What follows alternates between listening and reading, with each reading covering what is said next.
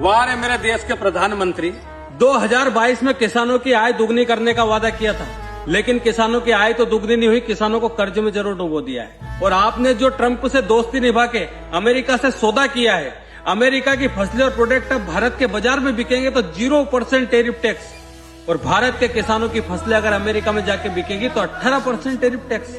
ये कहाँ का न्याय है?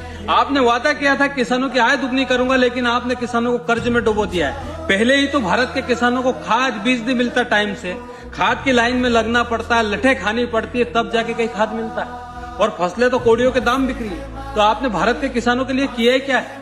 ट्रंप ने तो सौदा करके अपने देश के किसानों का फायदा करवा दिया, अपने देश के किसानों के हित में सोच लिया, लेकिन आपने भारत के किसानों के हित में क्या सोचा? आज हमारे देश में किसान आत्महत्या कर रहे हैं दिन रात, फसलों पर प्रकृति की मार पड़ रही है, फसलें कोड़ियों के दाम बिक रही है। क्या किया आपने देश के किसानों के लिए?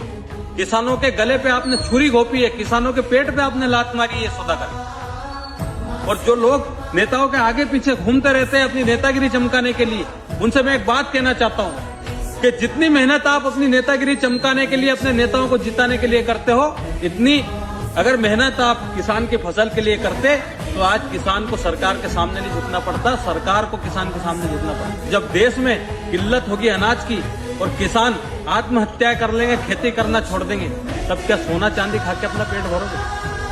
तब किसान की फसलें तुम्हें जरूर याद आएगी जब अमेरिका से बीज खरीदकर, अनाज खरीदकर भारत में बिकेगा, वो भी हजारों रुपए में, तब समझ में आएगा। जय जवान जय किसान।